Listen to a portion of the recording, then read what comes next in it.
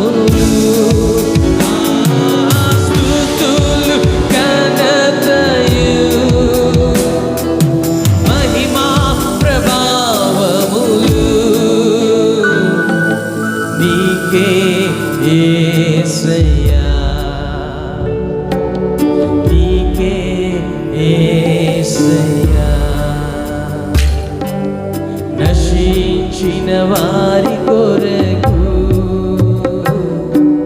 పనికిరాని మా కొరకు నశించిన వారి కొరకు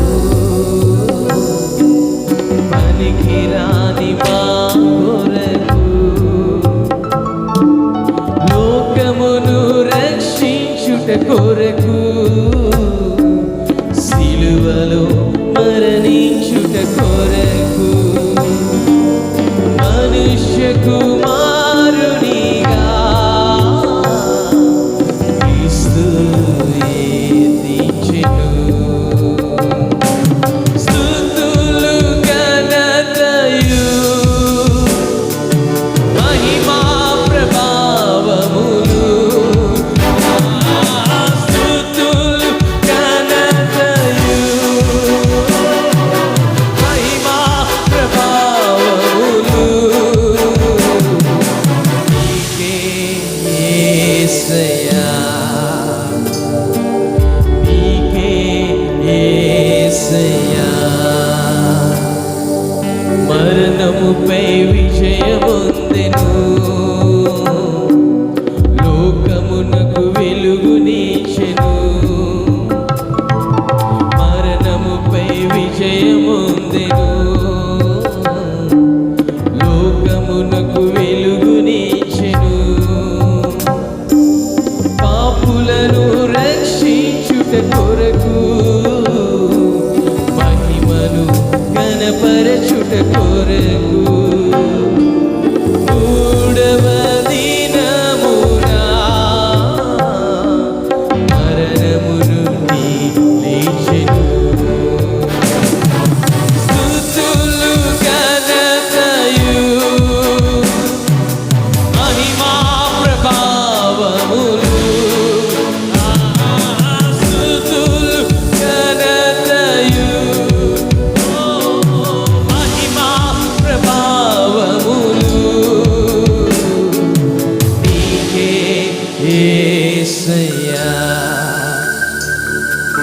నీకే యేసయ్యా. ఈ మంచి సమయంలో నిన్ను మేము స్తుతింతుము. ఈ మంచి సమయములో నిన్ను మేము స్తుతింతుము. మృత్యుంజయుడైన రోజున మాకెంతో పరవశమే. మృత్యుంజయుడైన రోజున మాకెంతో పరవశమే. స్తుతులు ఘనతయు మహిమా ప్రభావములు స్తుతులు ఘనతయు మహిమా ప్రభావములు నీకే యేసయ్యా, నీకే యేసయ్యా, నీకే యేసయ్యా. స్తుతులు ఘనతయు నీకే చెల్లిస్తున్నాం తండ్రి. మా విమోచకుడా నీకు వందనాలు చెల్లిస్తున్నాం. నీకు సాటి ఎవరు లేరు ప్రభా, నీకు వందనాలు చెల్లిస్తున్నాం. నీ వంటి వారు ఎవరు లేరు ప్రభా, నీకు వందనాలు చెల్లిస్తున్నాం. నీ కనికరం మాపై చూపినందుకు నీకు వందనాలు చెల్లిస్తున్నాం. నీ ప్రజగా మమ్మల్ని చేసుకున్నందుకు నీకు వందనాలు చెల్లిస్తున్నాం. నీ సొత్తుగా మమ్మల్ని చేసుకున్నందుకు నీకు వందనాలు చెల్లిస్తున్నాం తండ్రి.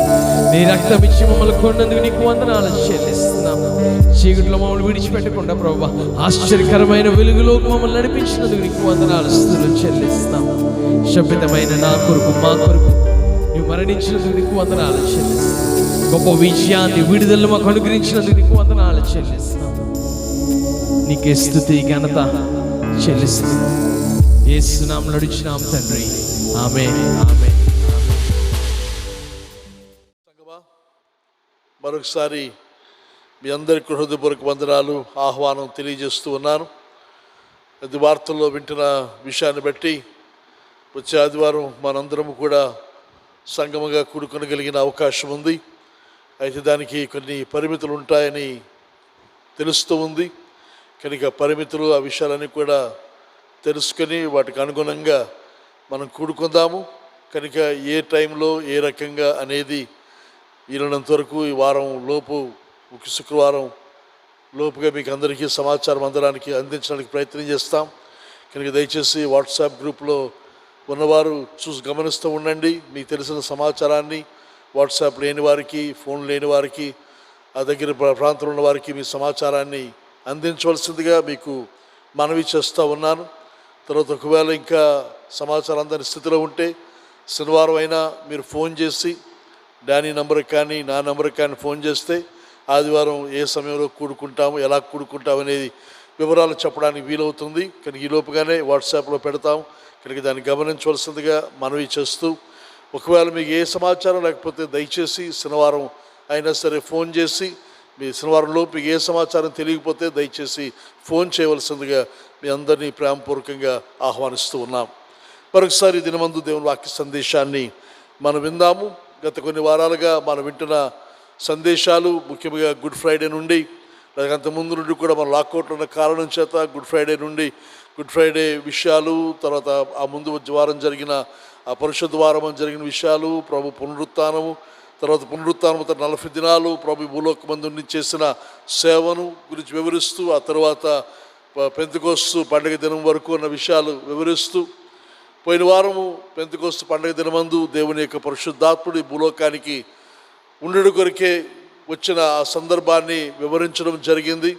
ఆ దినమందు పేతురు ప్రసంగాన్ని ప్రారంభించాను. ముఖ్యంగా ఆ దినమందు వీరందరూ పరిశుద్ధాత్మ చేత నింపబడిన వారై, దేవుని యొక్క ఆత్మ వారికి వాక్శక్తి అనుగ్రహించిన కొలది వారు అన్య భాషల్లో మాట్లాడుతూ దేవుని యొక్క గొప్ప కార్యాలు వివరిస్తూ ఉంటుండగా అనేక మంది జనము చేరిన వారు ఆ శబ్దమునకు వారు కూడి వచ్చి వారు వింటూ ఉన్నప్పుడు వారి వారి భాషల్లో దేవుని మహింపరుస్తూ, గలిలయ ప్రాంతానికి చెందిన సామాన్యులైన గ్రామస్తులు వారు దేవుని విషయాలు వేరు భాషల్లో మాట్లాడుతుండగా చాలామంది ఆశ్చర్యపోయారు. ఏమిటిదని వింతగా వారు భావిస్తున్న పరిస్థితుల్లో కొంతమంది లేదు వీరు మద్యముతో మత్తులై ఉన్నారు అని వారిని హేళన చేస్తున్న పరిస్థితుల్లో పేతురు వెంటనే ఆ మాటలకు స్పందిస్తూ, పేతురు తనతో పాటు మిగతా 11 మంది కూడా లేచి నిలవబడి మొట్టమొదటి ప్రసంగాన్ని పేతురు అక్కడ చేశాడు.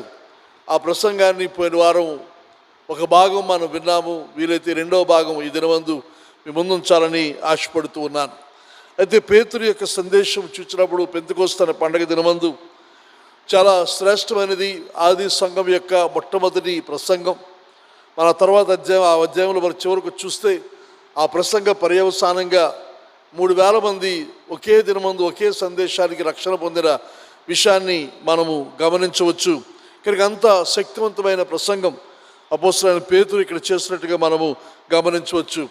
అయితే పేతురు ప్రసంగిస్తూ ఎవరితో సంభాషిస్తూ ఎవరికి ప్రసంగిస్తున్నాడు అని మనం చూస్తే ఆ ప్రసంగం అంతా కూడా యూదులైన వారికి ఆయన ప్రసంగిస్తూ ఉన్నాడు. అది యూదులు, ఆ దేశమందు ఉన్నవారు మాత్రమే కాకుండా ఇతర దేశాల నుంచి వచ్చిన యూదులు, ఇక వారు మాత్రమే కాకుండా అన్యులైన వారు కూడా ఉన్నారు. అయితే అన్యులు వారు యూదా మతాన్ని స్వీకరించి యూదా మత నియమాలు పాటిస్తూ యూదా మతాచార ప్రకారంగా పెంతెకోస్తు అనే పండుగకు వారు యెరూషలేము వచ్చారు. కానీ ఈ సందేశము పూర్తిగా యూదులైన వారికి లేక ఇంకా యూదా మతమును స్వీకరించిన అన్యులకు అని మనం గమనించవచ్చు. పౌలు ఇక్కడ వారు వాడుక భాష, వారు వాడే భాష అరమైక్ భాషలో ఈ సందేశాన్ని చేసినట్టుగా మనము గమనించవచ్చు. అయితే ఈ ప్రసంగం చూసినప్పుడు పౌలు 3 విషయాలు ఇక్కడ మాట్లాడుతూ ఉన్నాడు. 3 ఎక్స్ప్లెనేషన్స్ అనగా 3 వివరణలు వారికి ఇస్తూ ఉన్నాడు. మొదటి వివరణ ఏదనగా ఎక్స్ప్లెయిన్డ్ వాట్ హ్యాపెండ్, ఏమి జరిగింది అనేది వివరించాడు. మొట్టమొదట వారందరూ వీరు ఆత్మచేత నింపబడి అన్య భాషలు ఇతర భాషల్లో వారు మాట్లాడుతూ ఉంటుండగా ఆశ్చర్యపోయిన వారిని ఉన్నారు, అలాగే హేళన చేస్తూ వాళ్ళు ఉన్నారు. వారందరిని ఉద్దేశించి ఇది జరుగుతున్నది ఏమిటి, ఇది మద్యముతో మత్తులైన స్థితి కాదు, కానీ ఇది ఏమిటనే వివరణ పౌలు క్షమించని పేతురు ఇచ్చాడు. ద స్పిరిట్ హ్యాడ్ కమ్, పరిశుద్ధాత్మను భూలోకానికి దిగి వచ్చాడు అనే సందేశాన్ని మొదటి భాగంలో పేతురు ఇచ్చాడు. ఆ సందేశాన్ని పోయిన వారం మనం విన్నాం. అది రెండవ భాగం చూస్తే he explained how it happen, ఇది ఎలా జరిగింది అనేది వివరించాడు పేతురు. యేసు సజీవుడు అనే విషయాన్ని ఇక్కడ ప్రకటిస్తూ ఈ కార్యం ఎలా జరిగింది అనేది వివరించాడు. ఆ తర్వాత మూడవది, ఆ సందేశంలో మూడవ భాగం ఏదనగా హీ ఎక్స్ప్లెయిన్డ్ వై ఇట్ హ్యాపెన్డ్, ఇది ఎందుకు జరిగింది, ఎందుకు కొరకు ఇదంతా జరుగుతూ ఉన్నది జరిగింది అనే సందేశాన్ని పేతురు ఇచ్చాడు. అది ఎందుకొరకు అనగా పాపులను రక్షించుట కొరకు అనే ఆ మాటలతో ఈ ప్రసంగాన్ని పేతురు ముగించాడని మనవి చేస్తూ ఉన్నాను. ఈ దినమందు పేతురు సందేశంలో రెండవ భాగం హీ ఎక్స్ప్లెయిన్డ్ హౌ ఇట్ హ్యాపెన్డ్, ఇది ఎలా జరిగింది అనే వివరణ పేతురు ఇక్కడ ఇస్తూ ఉన్నాడు. ఈ భాగము 22వ వచనం నుండి 35వ వచనం వరకు మనం ఈ భాగాన్ని మనం చూస్తాం. అపోస్తల కార్యం 2వ అధ్యాయం 22వ వచనం నుండి 35 లేకపోతే 36వ వచనం వరకు ఈ భాగాన్ని మనము గమనించవచ్చు. అయితే ఇక్కడ చూస్తే ఈ సందర్భం మరొకసారి వివరిస్తాను. యెరూషలేములో ఆ దినమందు ఉన్న పెద్దలైన వారందరికీ తెలిసిన సత్యం ఏదనగా యేసు యొక్క అరెస్ట్ లేకపోతే ఆయన బంధించబడడం వారందరికీ తెలుసు. ఆడున్న వయసులో పెద్దలైన వారందరికీ కూడా, వయసు కలిగిన వారందరికీ, ఆ స్థానికులే కావచ్చు లేకపోతే ఇతర ప్రాంతాల నుంచి వచ్చిన అతిథులు లేకపోతే పండగ కొరకు వచ్చిన వారే కావచ్చు, వారందరికీ తెలిసిన విషయం ఏదనగా ప్రభు బంధించబడడం అందరికీ తెలుసును. తర్వాత ఆయన యొక్క విచారణలు, జరిగిన విచారణలన్నిటి గురించిన విషయం వారికి తెలుసును. అలాగే ఆయన శిలువ మరణము తెలుసును. ఆయన గురించిన సమాచారం అంతా, ఆయన నజరేతు వాడని, నజరేతు నుండి వచ్చి ఈ కార్యములన్నీ చేశాడనే సంగతి వారందరికీ తెలుసును. ఇంకా ఇప్పుడు కొత్తగా ఒక రూమర్ లేకపోతే ఒక మాట వ్యాపకం అవుతూ ఉంది. అది అధికారంతో కూడిన మాట. అధికారులు దానిని అధికృత సమాచారంగా వారు పంపిణీ చేస్తున్న సమాచారాన్ని. ఆ సమాచారం ఏదనగా యేసు ప్రభువు సమాధి చేయబడ్డాడు, కానీ ఆయన శిష్యులు సమాధి చేయబడిన యేసు యొక్క దేహాన్ని తీసుకొని పోయి ఎక్కడో దాచిపెట్టి ఆయన తిరిగి లేచాడు అని ప్రచారం చేస్తూ ఉన్నారు అనే ఒక తప్పుడు వార్తను అధికృతంగా రోమా సామ్రాజ్యము అలాగే యూదులైన వారందరూ కూడా దాన్ని ప్రచారం చేస్తూ ఉన్నారు. కనుక ఆ ప్రచారము బయట వెలుగులో ఉంది. కనుక ఆ మాటలు వింటూ ఉన్నారు వీరందరూ. అది ఇలాంటి సందర్భంలో పేతురు ఇక్కడ తన సందేశాన్ని ఇస్తూ ఉన్నాడు. పేతురు చెప్తున్నది అదనగా, నేను మాట్లాడుతున్న సత్యం అసలు జరిగింది ఏమిటి, అధికృత సమాచారము కంటే నాది లేకపోతే మాది, మేము మాట్లాడుతున్నది అసలైన సమాచారం అని, ఇది సత్యమని పేతురు చెబుతూ ఉన్నాడు. ముఖ్యంగా నజరేయుడైన యేసుని గురించిన సత్యం. నజరేయుడైన యేసు చూచినప్పుడు ఆయన గురించి చెప్తున్న సత్యం ఏదనగా, ప్రాముఖ్యమైన సత్యం ఏదనగా, he had indeed been raised from the dead, ఆయన మరణము నుండి నిజముగా లేచి ఉన్నాడు. ఇది ఏమాత్రం కూడా అబద్ధము కాదు, ఇది ప్రచారము కాదు, రూమర్ కాదు అనే మాట ధైర్యంగా చెబుతూ ఉన్నాడు. తర్వాత అంటున్నాడు, ఆయన మెస్సయ్య అనే సందేశాన్ని, ఆయన మెస్సయ్య అనే మాటను ఆయనకు పునరుత్థానం రుజువు చేస్తూ ఉంది అనే ప్రసంగం, ఈ ప్రసంగంలో పేతురు ఈ మాటలు చెబుతూ ఉన్నాడు. అయితే ప్రభువు తిరిగి లేచాడు, ఆయన మెస్సయ్యగా తనను తాను రుజువుపరుచుకున్నాడు అని చెప్పడానికి పేతురు ఇక్కడ 4 రుజువులు చూపిస్తూ ఉన్నాడు. ఆయన తిరిగి లేచాడన్న దానికి 4 రుజువులతో ఇక్కడ పేతురు తన ప్రసంగాన్ని చేస్తూ ఉన్నాడు. కనుక ఈ ప్రసంగం చేస్తూ పేతురుకు ఉద్దేశం ఏదనగా, ఈ రుజువులను మీరు విని మీరు చేయవలసిన కార్యం ఏదనగా, యేసు ప్రభునందు విశ్వాసం ఉంచి మీరు రక్షించబడాలి, యేసునందు విశ్వాసం ఉంచి రక్షించబడాలి. ఇది పేతురు యొక్క ఉద్దేశం. అయితే మొట్టమొదటి రుజువు ఏమిటి అని మనం చూస్తే, యేసు క్రీస్తుని గురించిన రుజువు, పర్సన్ ఆఫ్ జీసస్ క్రైస్ట్. 22 నుండి 24 వచనాలు మనం చూస్తే ఆ మాటలు మనకి అర్థమవుతాయి. ఇక్కడ అంటున్నాడు 22వ వచనం చూస్తే, ఇశ్రాయేలు వారలారా ఈ మాటలు వినుడి, దేవుడు నజరేయుడగు యేసు చేత అద్భుతములను మహత్కార్యములను సూచక క్రియలను మీ మధ్యన చేయించి ఆయనను తన వలన మెప్పు పొందిన వానిగా మీకు కనపరచను, ఇది మీరే ఎరుగుదురు. ఇక్కడ అంటున్నాడు, యేసు యొక్క సేవను ఇక్కడ వివరిస్తూ ఉన్నాడు. యేసు నజరేతు నుంచి వచ్చిన ఒక నిజమైన వ్యక్తి. అతనేదో ఊహాజనితమైన లేకపోతే ఇంకేదో వేరే కాదు, అసలైన మనిషి. ఆయన మేము ఎరుగుదము, ఆయనను మీరు ఎరుగుదురు. ఆయన చేస్తున్న సూచక్రియలు, మహత్కార్యాలు, అద్భుతాలు మీరందరూ చూచారు. వీటన్నిటి ద్వారా రుజువు అవుతున్నది ఏదనగా ఆయన మీద దేవుని యొక్క హస్తం ఉన్నది, దేవుని యొక్క అనుగ్రహం ఉన్నది. అంటున్నాడు, దేవుని వలన మెప్పు పొందిన వారిగా ఆయన రుజువు చేయబడ్డాడు అని చెబుతూ ఆయన బోధించగా మీరు విన్నారు. ఆయన జీవితాన్ని మీరు చూచారు. తర్వాత ఆయన సమాధి నుండి తిరిగి లేచాడు. తర్వాత ఆయనలో క్షమించండి, ఆయన చనిపోయిన వారిని చాలామందిని లేపాడు. ఆ తర్వాత చూస్తే ఆయనలో ఎక్కడ ఒక్క చిన్న దోషము కూడా ఎవరు కూడా కనుగొనలేకపోయారు అనే విషయాలు ఇక్కడ వారికి జ్ఞాపకం చేస్తూ ఉన్నాడు. ఇదంతా మీరు ఎరుగుదురు, ఇది దేవుని వలన తన అనుగ్రహం పొందినవాడని, దేవుని చిత్తాన్ని నెరవేర్చిన వాడని, ఆయన జీవితము, ఆయన చేసిన కార్యాలు, తర్వాత ఆయన యొక్క నడవడిక, ఆయనలో ఏ దోషము లేని విషయం మీకు స్పష్టంగా తెలుసును. కనుక వారికి తెలిసిన విషయాన్ని ముందుగా వారికి జ్ఞాపకం చేసి తర్వాత 23వ వచనం అంటున్నాడు, దేవుడు నిశ్చయించిన సంకల్పమును ఆయన భవిష్యత్తు జ్ఞానమును అనుసరించి అప్పగింపబడిన ఈయనను మీరు దుష్టుల చేత సిలువ వేయించి చంపితిరి. అయితే అంటున్నాడు, ఇలాంటి మనిషిని మీరేం చేస్తారంటే చంపించారు. 2:23 వచ్చిన ఇంగ్లీష్ తర్జుమాలో చూస్తే అంటున్నాడు ఇక్కడ, but God knew what would happen and his prearranged plan was carried out when Jesus was betrayed. With the help of lawless Gentiles, you nailed him to a cross and killed him. అంటాడు, యేసుక్రీస్తు అప్పగించబడ్డాడు. He was betrayed. ఇది నమ్మక ద్రోహానికి ప్రభు గురయ్యాడు.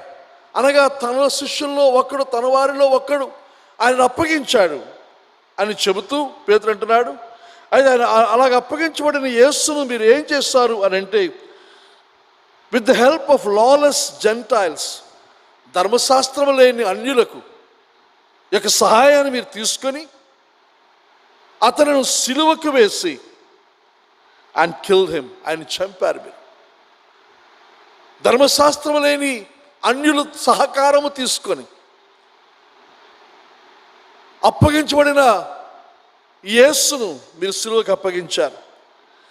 కానీ ఇది చూసినప్పుడు ఒక కోణంలో మనం గమనిస్తే మీరు భయంకరమైన నేరాన్ని చేస్తారు. It was a terrible crime.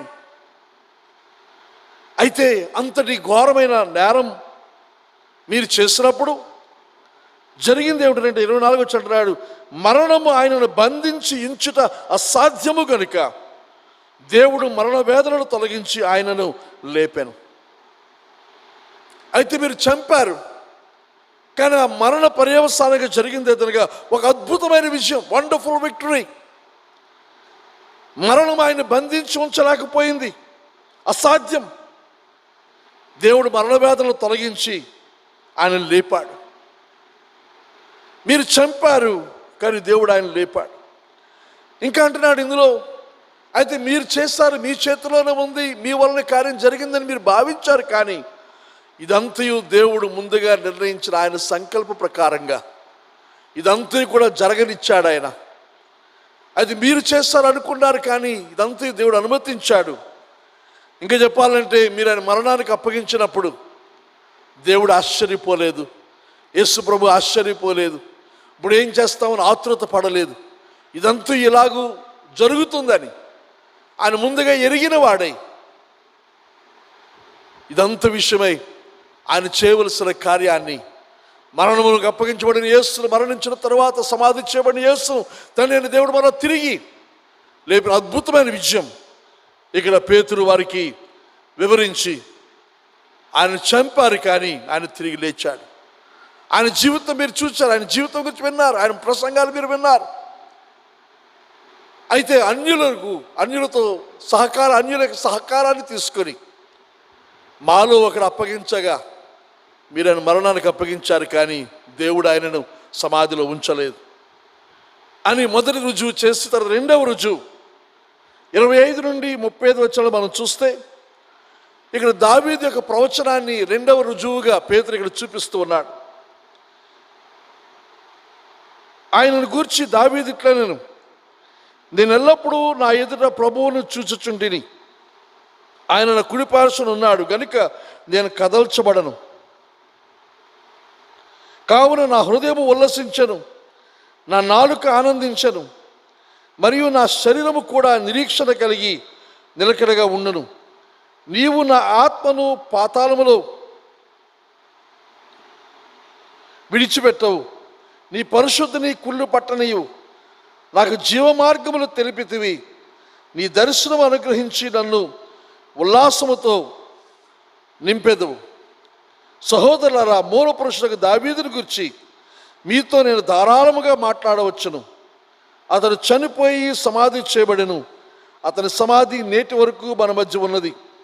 అతడు ప్రవక్త అయి ఉండెను గనుక అతని గర్భఫలములో నుండి అతని సింహాసనం మీద ఒకరిని కూర్చొనిబెట్టుదును అని దేవుడు తనతో ప్రమాణపూర్వకంగా ఒట్టు పెట్టుకున్న సంగతి అతడు ఎరిగి, క్రీస్తు పాతాళములో విడువబడలేదనియు ఆయన శరీరము కుళ్ళిపోలేదనియు దావీదు ముందుగా తెలుసుకొని ఆయన పునరుత్థానమును గురించి చెప్పాను.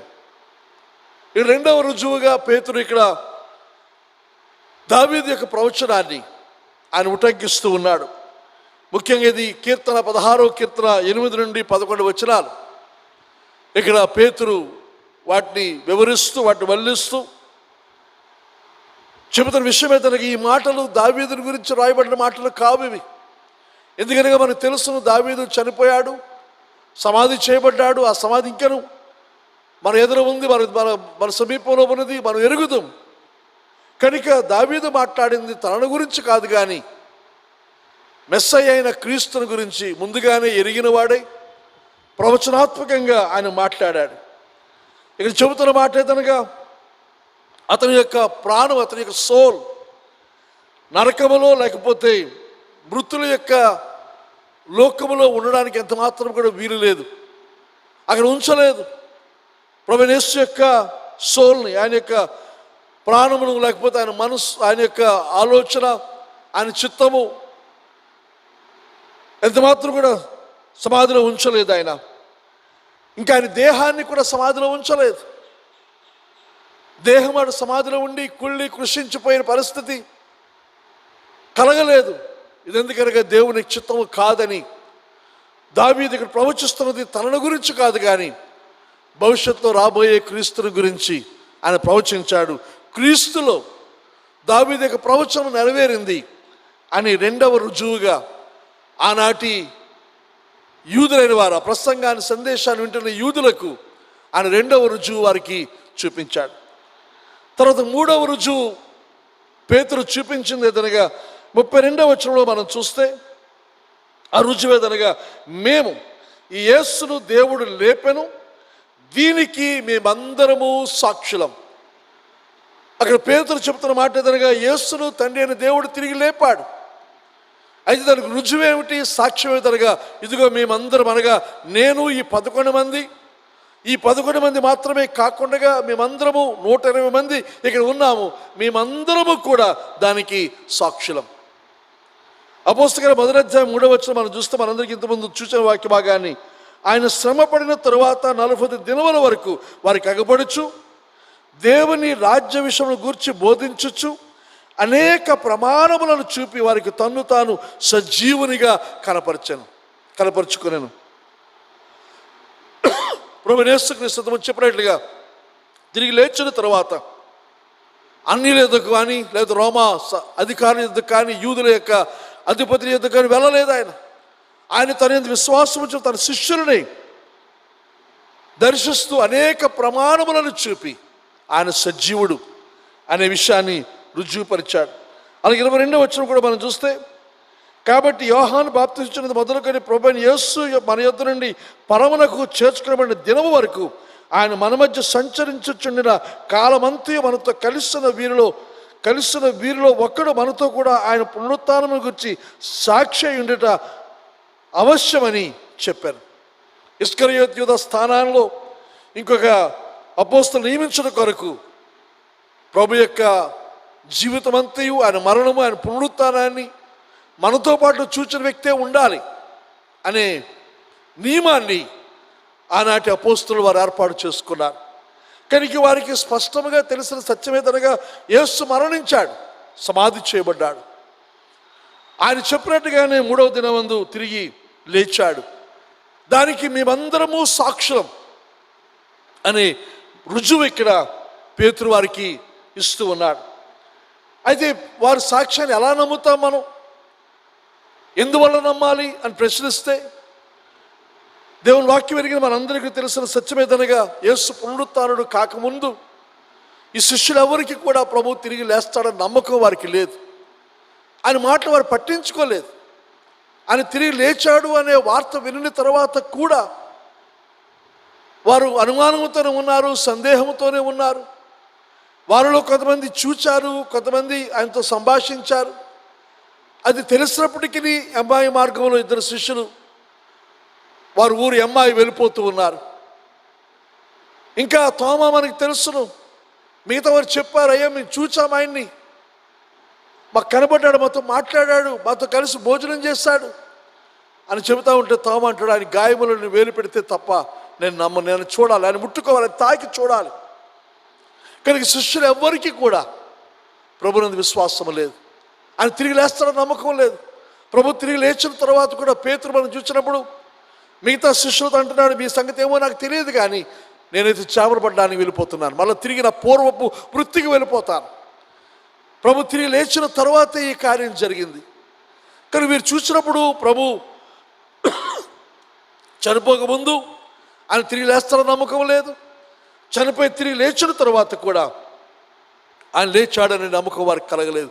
కానీ 40 దినాల కాలంలో అనేకమైన ప్రమాణములను చూపి, రుజువులను చూపి ఆయన సజీవుడు అనే సంగతి వారికి రుజువు చేసిన కారణం చేత, అనేకమైన రుజువులు వారికి ఉన్న కారణం చేత వారు ఇప్పుడు దాన్ని నమ్ముతూ ఉన్నారు. ఇది సత్యం. ఆయన మరణించాడు కానీ తిరిగి లేచాడు, ఆయన పునరుత్థానుడయ్యాడు అనే సత్యాన్ని వారు నమ్మి ఇప్పుడు సత్యాన్ని ప్రకటిస్తూ ఉన్నారు. సత్యము కొరకు వారు ప్రాణం ఇవ్వడానికైనా తెగిస్తూ ఉన్నారు. ఎవరు కూడా అబద్ధానికి ప్రాణం ఇవ్వడానికి తెగించరు, అబద్ధం విషయమై నిలబడరు. కానీ వీరు చూసినట్లయితే సత్యము కొరకు నిలబడి అవసరమైతే ఆ సత్యము కొరకు తమ ప్రాణాలు ఇచ్చారు. ప్రభు మరణము నుండి తిరిగి లేచాడు అని ఆ ప్రకటన వారు చేస్తూ ఉన్నప్పుడు అది రోమా సామ్రాజ్యము అలాగే యూదా మత పెద్దలు అధీకృతముగా పంపిణీ చేస్తున్న సమాచారానికి పూర్తిగా విరుద్ధమైనది, పూర్తిగా భిన్నమైనది. అయినప్పటికీ వారు ఏమాత్రం కూడా బెదరక భయపడక ఇది సత్యం అని వారు ప్రకటిస్తూ ఉన్నారు. తర్వాత పేతురు యొక్క 4వ రుజువు ఏదనగా, ఇదిగో మీరు చూస్తున్న ఈ పరిశుద్ధాత్మ అనుభవమే రుజువు, లేక పరిశుద్ధాత్మను దిగి రావడమే రుజువు, లేక పరిశుద్ధాత్మ యొక్క సన్నిధే మీకు రుజువు అని పేతురు చెబుతా ఉన్నాడు. 33వ వచనం నుంచి మనం చూస్తే, కాగా ఆయన దేవుని కుడిపార్శ్వమునకు హెచ్చింపబడి పరిశుద్ధాత్మను కూర్చున్న వాగ్దానమును తండ్రి వలన పొంది మీరు చూచుచూ వినుచున్న దీనిని కుమ్మరించి ఉన్నాడు.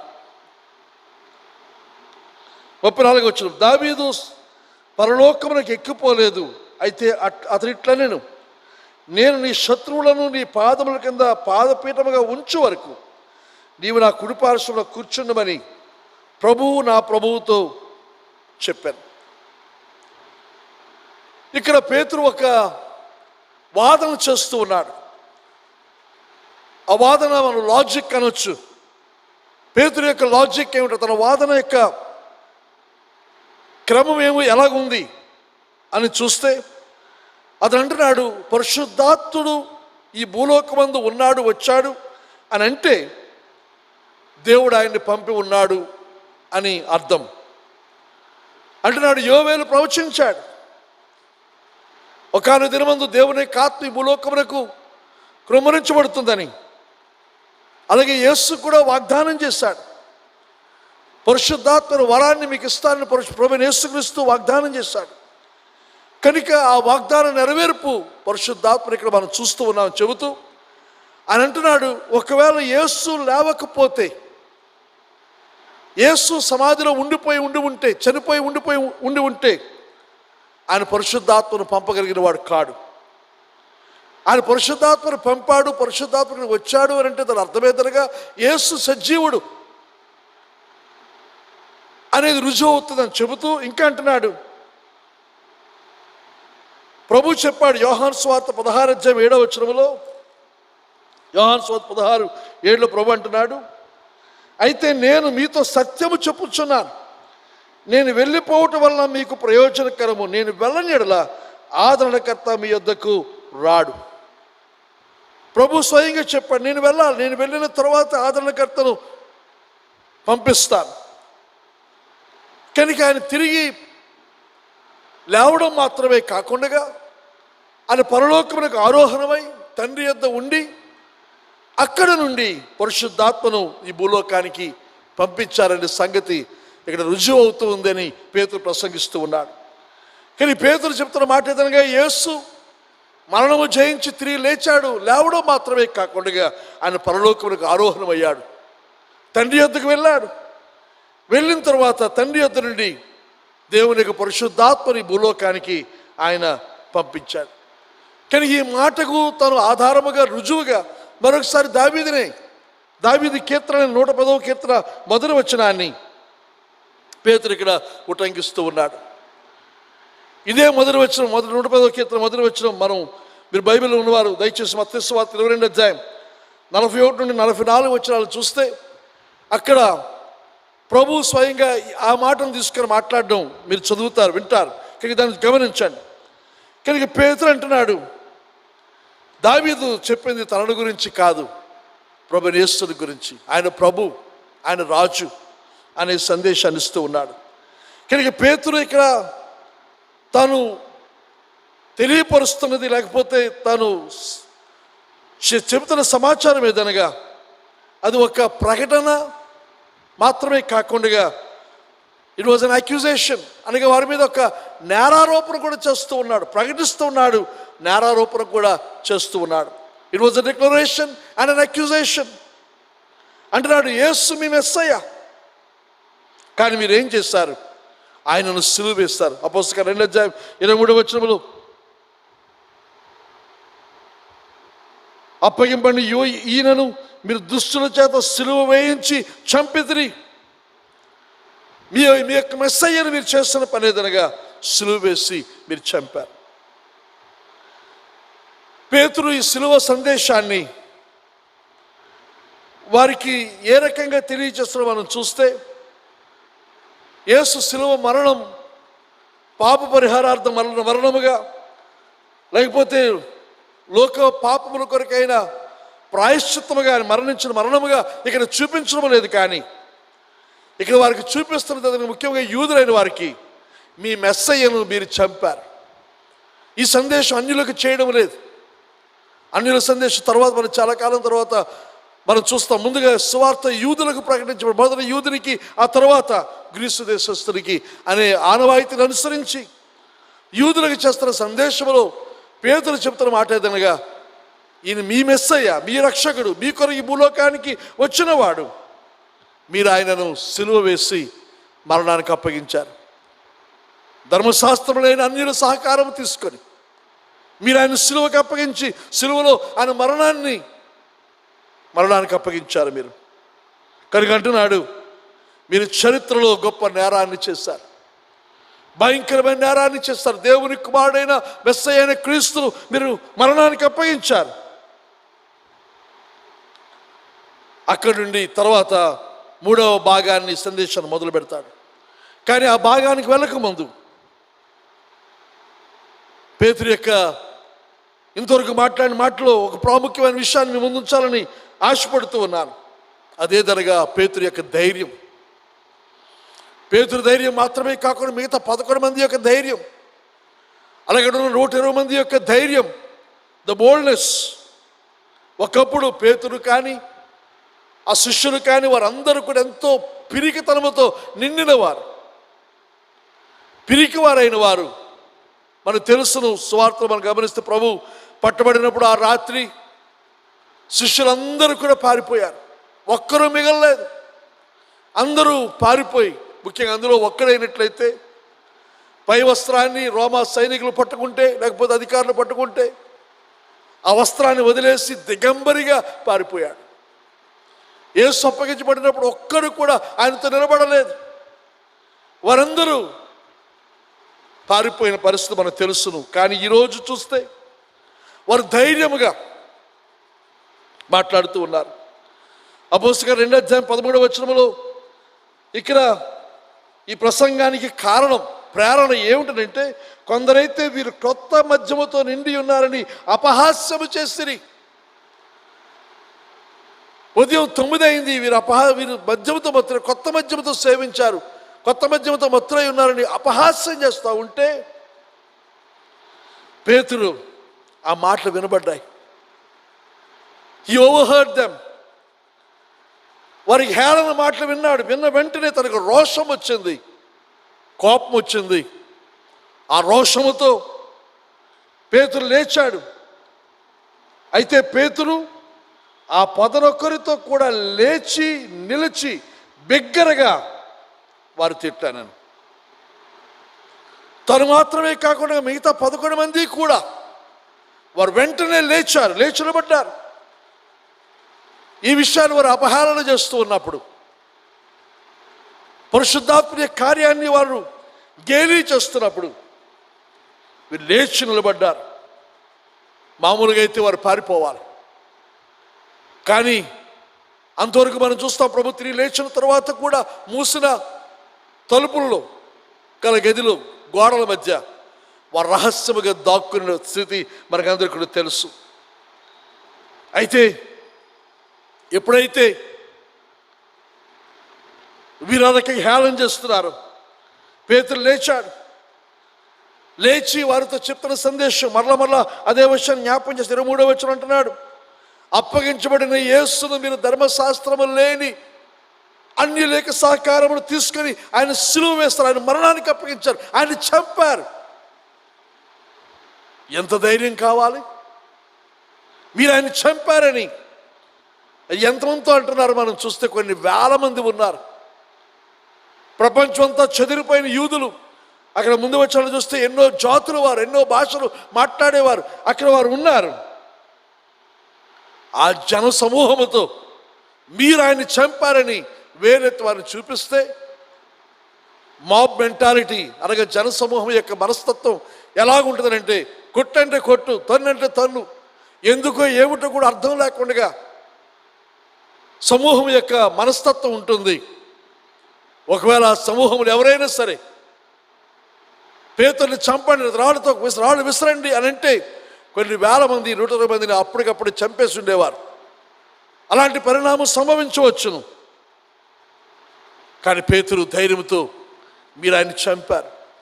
ఇక్కడ పేతురు మనం చూస్తే ఒక అధికారము కలిగిన వ్యక్తి కాదు.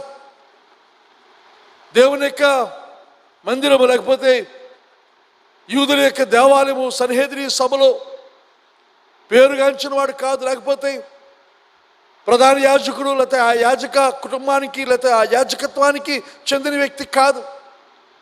ఏ రకమైన ప్రత్యేకమైన వస్త్రధారణ, అలంకరణ, అంగీలకని ఏమీ లేనివాడై ఒక సామాన్య జాలరు, ఒక పల్లెటూరు నుంచి వచ్చినవాడు, ఎవరికి తెలియనివాడు, నోబడి అతను మాట్లాడుతున్నాడు. అతను అధికారం లేనివాడు, సరే బలం లేనివాడు, ప్రభావం లేనివాడు అనుకుంటే మిగతా 11 మంది కూడా అలాంటి వారే, ఆ 120 మంది కూడా అలాంటి వారే. ఒకప్పుడు వారికి స్థితిని బట్టి పిరిగితనంతో దాక్కుని వారు యేసు పునరుత్థానుడై తిరిగి లేచిన తరువాత, మరి ముఖ్యంగా ఈ దినమందు దేవుని యొక్క ఆత్మచేత నింపబడిన తరువాత వారు ధైర్యముగా మీరు ఆయన్ని చంపారని చెప్పి అక్కడ ఉన్న జన సమూహంతో వారు అంటారు. కొన్ని వేల మంది ఉన్నారు అక్కడ. ఎందుకనగా వారిలో 3,000 మంది రక్షణ పొందారు. ఇంకెన్ని వేల మంది ఉన్నారో మనకు తెలియదు. యెరూషలేము నడిబొడ్డున నిలిచి మీరు ఆయన్ని చంపారు అని ప్రకటించారు. అయితే ఇంకా మనం ముందుకు వెళితే అపోస్తలుల 3వ అధ్యాయానికి మనం వెళ్తే అక్కడ పేతురు యోహానులు ఒక కుంటివారిని, అవిటివారిని శృంగారం అనే దేవాలయపు ద్వారము దగ్గర బయట ఉండి ముష్టి ఇలా తడుక్కుంటున్న వ్యక్తిని లేపిన తరువాత అతను లేచి దేవుని మందిరంలోనికి వచ్చి దేవుని ఆరాధిస్తూ ఉన్న ఆ సమయంలో వారు కూడి వచ్చిన జనములకు ఉపదేశిస్తున్నారు, ప్రసంగిస్తున్నారు. చూద్దాం ఒకసారి అపోస్తల కార్యం 4వ అధ్యాయం, క్షమించిన 3వ అధ్యాయం 12 నుంచి 15 వచ్చినారు. పేతురు దీనిని చూచి అంటే దేన్ని చూసారుగా అతను నడిచి లోపల రావడం, ప్రజలందరూ కూడా అక్కడ చేరడం. ఆ ముందు వచ్చిన మీరు చదివితే 3వ అధ్యాయం 10 నుంచి 11 వచ్చిన చదివితే ఆ సందర్భంగా పేతురు దీనిని చూచి ప్రజలతో ఇట్లనను, ఇశ్రాయేలీయులారా, మీరు వీని విషయమై ఎందుకు ఆశ్చర్యపడుచున్నారు? మా సొంత శక్తి చేతనైనను భక్తి చేతనైనను నడవను వీనికి బలం ఇచ్చినట్టుగా మీరు ఎందుకు మా తట్టు తేరి చూచుచున్నారు? అబ్రహాము, ఇస్సాకు, యాకోబు అని వారి దేవుడు అనగా మన పితరుల దేవుడు తన సేవకుడైన యేసును మహిమపరిచినాడు. మీరు ఆయనను అప్పగించితిరి. మళ్ళా చూడ మాట, ఇక్కడ దేవుని యొక్క మందిరంలో పేతురు అంటున్న మాట, మీరు ఆయన అప్పగించితిరి. పిలాతు ఆయనను విడుదల చేయుటకు నిశ్చయించినప్పుడు మీరు అతని ఎదుట ఆయనను నిరాకరించితిరి. మీరు పరిశుద్ధులను నీతిమంతుడైన వారిని నిరాకరించి నరహంతకుడైన మనుష్యుని మీకు అనుగ్రహింపమని అడిగితిరి. అనగా యేసు స్థానంలో బరబ్బాను వారు కోరిన విషయాన్ని జ్ఞాపకం చేస్తూ ఉన్నాడు. అంటే మీరు జీవాధిపతిని చంపితిరి, కానీ దేవుడు ఆయనను మృతుల్లో నుండి లేపెను, అందుకు మేము సాక్షులం. ఇది పేతురుకు 2వ ప్రసంగం మనం చెప్పొచ్చు. ఈయన అంటున్నాడు, మీరు ఆయన చంపారు. పిలాతు చంపాలనుకోలేదు, పిలాతు విడిపించాలనుకున్నాడు. కానీ పిలాతు విడిపించిన సమయంలో మీరు యేసుకు బదులుగా బరబ్బాను కోరుకున్నారు. నీతిమంతుని మీరు సిలువకు అప్పగించారు, మరణానికి మీరు అప్పగించారు. ఆయన చావునకు మీరే కారణం అని మరొకసారి ఇక్కడ దేవుని మందిరంలో యూదులతో మరలా మాట్లాడుతున్నాడు పేతురు. అయితే దాని పర్యవసానంగా జరిగింది ఏమిటో మనం చూస్తే, మరి ఎంతసేపు ప్రసంగం సాగిందో మనకు తెలియదు. కానీ సాయంత్రం వారిని అరెస్ట్ చేశారు అధికారులు. అరెస్ట్ చేసిన తర్వాత రాత్రి అయిపోయింది, సాయంత్రం అయింది కనుక రేపు విచారణ చేద్దామని వారిని జైల్లో పెట్టారు, పేతురు యోహానులను. పెట్టిన తర్వాత మరుసటి రోజు 4వ అధ్యాయం మనం చూస్తే,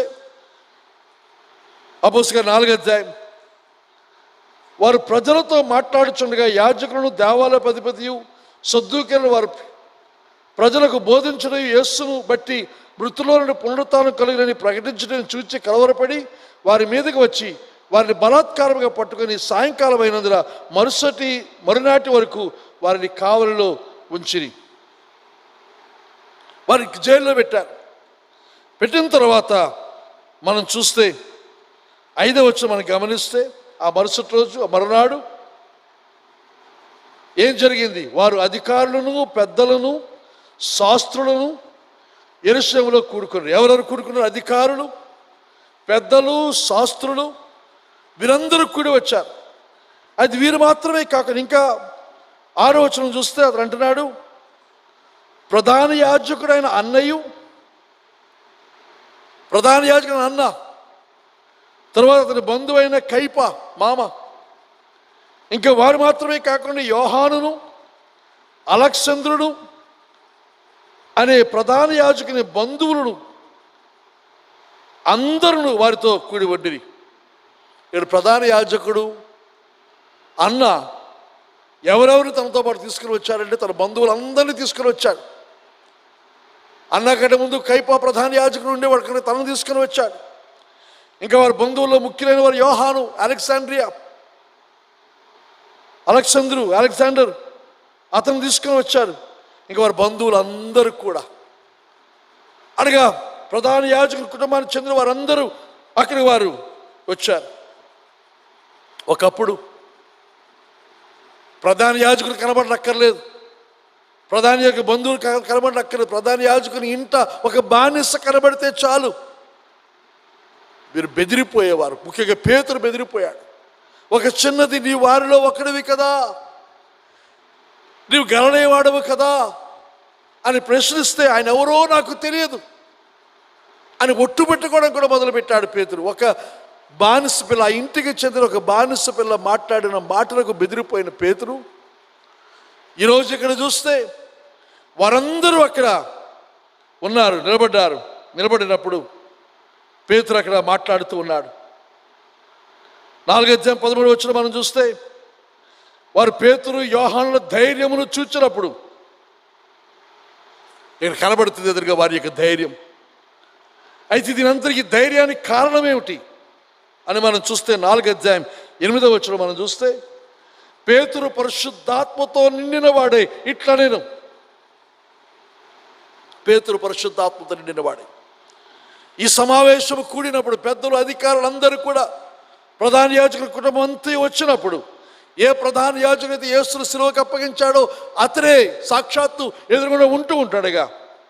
జరిగింది ఏదనగా పేతురు యోహాను మధ్యన వారు పేతురు 8 పేతురు పరిశుద్ధాత్మతో నిండిన వాడే ఇట్లా నేను పరిశుద్ధాత్మ నింపుదల కలిగి మాట్లాడుతున్నాడు పేతురు. ప్రజల అధికారులారా, పెద్దలారా, ఆ దుర్బలునికి చేయబడిన ఉపకారం గురించి వాడు దేని వల్ల స్వస్థత పొందినని నేడు మమ్మల్ని విమర్శించుచున్నారు గనుక ఇక్కడ కుంటి వారిని గురించిన విషయాన్ని వివరిస్తూ అంటాడు, మీరందరూ ఇశ్రాయేలు ప్రజలందరూ తెలుసుకోవలసినది ఏమనగా, మీరు సిలువ వేస్తున్నట్టు అన్నా కైపలుతో అంటున్నాడు, మీరు సిలువ వేసినట్టు ఆ యేసును మృతుల్లో నుండి దేవుడు లేపినట్టు ఇంకా ఆయన ఎవరు, నజరేయుడైన యేసుక్రీస్తు నామముననే వీడు స్వస్థత పొంది మీ ఎదుట నిలుచుచున్నాడు. ఈరోజు ఈ అద్భుతానికి కారణం మీరు సిలువ వేసి మీరు మరణానికి అప్పగించిన ఆ యేసు తిరిగి లేచి ఈ కార్యాన్ని చేస్తున్నాడు అని ఎవరైతే యేసును సిలువకు అప్పగించారో వారితో మాట్లాడుతూ ఇంకా వివరిస్తూ ఉన్నాడు. అది చూస్తే 13 అంటున్నాడు, వారు పేతురు యోహానుల ధైర్యము చూచినప్పుడు వారు విద్య లేని పామరులను గ్రహించి ఆశ్చర్యపడి వారు యేసుతో కూడా ఉండిన వారిని గుర్తెరిగి, వారు విద్య లేని పామరులని అంటే మనం చాలాసార్లు అనుకుంటే నిరక్షరాస్యులు భావిస్తాం, కానీ అది కాదు. అక్కడ 13 మనం చూస్తే brothers అపోస్తలుల 4 13 The members of the council were amazed when they saw the boldness of Peter and John, for they could see that they were ordinary men with no special training in the scriptures. వారు లేఖనాల్లో ప్రత్యేకమైన తరబీదు ఏమీ లేదు. ఆనాటి పరిసయ్యులు, సద్దూకయ్యుల వలె, అన్నా కైపల వలె వేదాంత విద్యను అభ్యసించిన వారు కారు. లేఖనాలు పరిశీలనగా నేర్చుకున్న వారు కారు. ప్రత్యేకమైన తరబీదు వారికి లేదు. కానీ వారు లేఖనాల్లో నుంచి, దావీదు యొక్క ప్రవచనాల్లో నుంచి, యోవేలు యొక్క ప్రవచనాల్లో నుంచి, లేఖనాల్లో నుంచి క్రీస్తును రుజువు చేస్తూ ఉంటే వారు ఆశ్చర్యపోయారు. దానికి కారణం ఏదనగా లేఖనాల యొక్క రచయిత పరిశుద్ధాత్ముడు. ఆ లేఖనాల యొక్క రచయితని వారు లోపల కలిగిన వారే, పరిశుద్ధాత్మ చేత నిండిన వారే. ఆ లేఖనాలకు నూతన వెలుగులో వారికి కనబడి వారికి అవసరమైనప్పుడు ఆ లేఖనాలను పరిశుద్ధాత్మ వారికి జ్ఞాపకానికి తీసుకుని వచ్చి వారు మాట్లాడుతూ ఉంటే ఆశ్చర్యపోయారు. ముఖ్యంగా పరిశుద్ధాత్మ నింపుదల వలన వారిలో కలిగిన ప్రత్యేకమైన అనుభవం ఏదనగా ధైర్యం, అంతవరకు లేనిది. ధైర్యముతో క్రీస్తు యొక్క శిలువ, మరణ, పునరుత్థాన వార్తలను వారు వారు ప్రకటించారు. ఈ అపోస్తలుల గారి గ్రంథం మనం చదువుకుంటూ వెళ్తే యాక్ట్స్ ఆఫ్ ద అపోస్తల్స్, అపోస్తలుల కార్యం అని రాయబడి ఉంది. కానీ నిజంగా చెప్పాలన్న పుస్తకానికి పరిశుద్ధాత్మని కార్యములు, acts of the Holy Spirit అనే నామకరణం సరిగ్గా సరిపోతుంది అని మనకు అర్థమవుతుంది. అపోస్తలు కార్యాలు చేస్తారు, కానీ అపోస్తలు చేయడం గల కారణం ఏదనగా వారిని నింపి నడిపిస్తూ ప్రేరేపిస్తూ ఉన్న పరిశుద్ధాత్మ వల్ల ఆ కార్యాలు జరిగాయి. పెంతెకోస్తు పండుగ దినమందు అంత్య దినాల యొక్క ప్రారంభం అది. అయితే ఇప్పుడు 2000 సంవత్సరాలకు పైగా గడిచిన ఈ కాలమందు అంచె దినముల యొక్క ముగింపులో మనం ఉన్నాం. ఈ ముగింపులో మరొకసారి దేవుని యొక్క పరిశుద్ధాత్మ కార్యం మన మధ్య అధికంగా జరగాలి. అపోస్తలుల కాలంలో జరిగినట్లుగా మరొకసారి మనం మాటి మాటికి దేవుని యొక్క ఆత్మచేత నింపబడి ధైర్యముగా సువార్తను ప్రకటించాలి. ధైర్యముగా క్రీస్తు గురించి మనం చాటించాలి.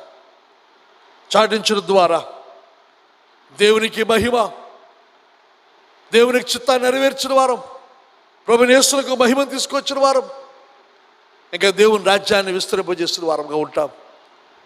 ఆయన లోకానికి రాక సమయం చాలా సమీపంగా ఉంది. ఆయన వస్తున్నప్పుడు ఎదురు చూస్తున్న సంఘము కొరకు ఆయన రావాలని ఆశపడుతూ ఉన్నాడు. ఆయన కొరకు సిద్ధపడిన సంఘము కొరకు రావాలని ఆశపడుతూ ఉన్నాడు. పరిశుద్ధాత్ముడు ప్రభువైన యేసు త్వరగా రమ్ము అని చెబుతూ ఉంటాడు. సంఘమైన మనము కూడా సిద్ధపడి ప్రభువు త్వరగా రమ్ము అని పరిశుద్ధాత్మను ఏకీభవించిన వారంగా మనం పలకగలగాలి. పరిశుద్ధాత్మ యొక్క సహాయాన్ని తీసుకొని పరిశుద్ధాత్మ యొక్క నింపుదల కలిగిన వారమై ఆది సంఘము ప్రభువైన యేసుక్రీస్తు చేసిన కార్యముల కంటే గొప్పమైన కార్యాలు మనం చేసి ఆది సంఘము క్రీస్తును ప్రకటించినట్టుగా మనము కూడా క్రీస్తును ప్రకటించి ఆయన మరణ పునరుత్థానమును లోకమందంతటా మనం చాటించి మనం ఉన్న ప్రదేశం మొదలుపెట్టి భూదిగంతం వరకు ఆయన సువార్తను అందించి ఆయన రాకడ కొరకు మనందరం సిద్ధబోధము గాక. ప్రభు సందేశం మనందరం వినికిల్లో ఆశీర్వదించును గాక. అందరూ తల వంచని ప్రార్థిస్తాను.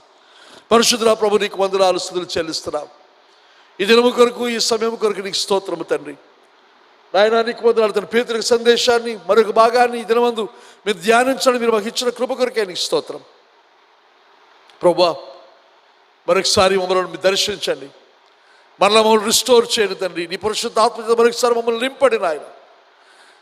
నేను మమ్మల్ని రిస్టోర్ చేసి గొప్ప బ్రేక్ త్రూ మీరు చూడగలటకు సహాయం దయచేయండి. ప్రభువా, నీ శిష్యులను మీరు సమకూర్చారు నాయన. You restored them and then you fill them with your spirit and as a result there was a great breakthrough. O Lord, ప్రభు మా జీవితాలు కూడా ఆ కార్యాన్ని జరిగించండి. మన తిరిగి మమ్మల్ని అందరితో వేరు వేరు అభిప్రాయాలు, వేరు వేరు ఉద్దేశాలతో ఉన్న మమ్మల్ని అందరినీ సమకూర్చిన ఆయన ఏకముగా చేరిన నీ ఆత్మచేత నింపబడి గొప్ప విస్ఫోటనము ఈ పాల్గొనిచ్చిన గ్రామాల్లో మీరు చూడగలటకు సహాయం దయచేయండి. అపోస్తలుల లాంటి కార్యాలు, అంతకంటే గొప్ప కార్యాలు ప్రభు మీరు చూడగలటకు సహాయం దయచేయండి. సంఘమంతుల ప్రభు మీరు గురించిన దాహము, ఆకలి మీరు కలుగు చేయమని వేడుకుంటూ ఉన్నా ప్రభు.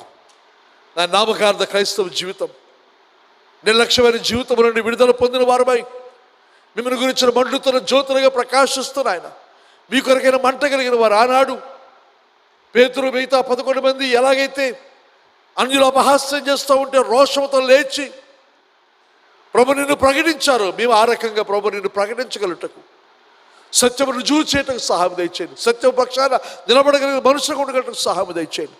అబద్ధాన్ని, అబద్ధ బోధకులకి సందేశాలను తండ్రి మేము ప్రచారం చేసేవారంగా కాక సత్యముకు నిలిచేవారంగా ఉండడం సహాయం దయచేయండి. సత్యము స్థిరముగా నిలిచేది నాయన. సత్యం గురించి అవగాహన తండ్రి, సత్యం మరుగు చేయబడుతున్న పరిస్థితుల్లో తండ్రి అది బయటికి వెళ్ళని కాగలటకు సహాయం దయచేయండి. ఈ లోక విధానము, లోకాచారము తండ్రి ఇంకను స్వార్థపూరితమైన విధానాలతో ప్రభు నీ సత్యాన్ని మరుగున పడి అనేక ఇతర విషయాలు వెలుగు చూస్తున్న దినాల్లో ప్రభు నీ సత్యాన్ని ప్రకాశింపచేయండి. సత్యముకు నిలిచే నీ సేవకులను, సంఘాలను మీరు లేపమని ప్రార్థిస్తూ ఉన్నా ప్రభు. నీకు వందనాలు. 2 మంది మాట్లాడుతున్న ప్రతి నిబిడిని మీరు ఆశీర్వదించండి. నా నిశ్చితమైన వచ్చేవారు తండ్రి మీ సంఘముగా కూడుకోవాలని తండ్రి ప్రభుత్వం మాకు అనుమతి వచ్చి ఉంటాడుగా ప్రభు, కృప చూపించండి. దాని నియమములు పాటిస్తూ ప్రభు మీ సంఘముగా చేరగలిగిన ఆశీర్వాదాలు దయచేయండి. చాలా కాలంగా ప్రభు నన్ను ఒకరి ముఖాలను చూసుకునే పరిస్థితులు ఉంటాడుగా ప్రభు. వచ్చేవారు అందరూ ఒకరిని కలుసుకొని తండ్రి మీ అంత ఆనందించడానికి, మిమ్మల్ని మహిపరచడానికి సహాయం దయచేయండి. దాని కార్యం వలన ఎవరికి కూడా ఏ రకమైన వ్యాధి, బలహీనత, ముఖ్యంగా వైరస్ ఎవరికి సోకకుండా తండ్రి ఈ యొక్క మందిరాన్ని మళ్ళీ తిరిగి వినియోగం కొరకు తండ్రి శుభ్రపరుస్తుంటాడు. కానీ నీ సహాయం, ఆశీర్వాదం మీరు మాకు అనుగ్రహించండి. ఏ పొరపాటు జరగకుండా సహాయం తెచ్చండి. సంఘమంతరు మీరు ఆశీర్వాదం, వారమంతరు ప్రభు కృప చూపించండి. చిన్నప్పుడు మొదలు వృద్ధులు ప్రతి ఒక్కరిపై నీ ఆశీర్వాదం కృప నుంచి నీ బిడ్డల ద్వారా మీ నామాన్ని మహిమర్చుకొని బ్రతిమాలుకుంటూ యేసు నామమున నడుచున్నాము తండ్రి, ఆమేన్. ఇప్పుడు మన తండ్రి అయిన దేవుని యొక్క ప్రేమ, కుమారుడైన యేసుక్రీస్తు యొక్క కృప, పరిశుద్ధాత్మ సహాయము, సహవాసము, సన్నిధి కూడా వచ్చి మనకు ఆయన ప్రేమిస్తున్న సకల పరిశుద్ధులకు ఆయన రాకడ పర్యంతము సదా తోడై ఉండి నడిపించును గాక. ఆమేన్. God bless you.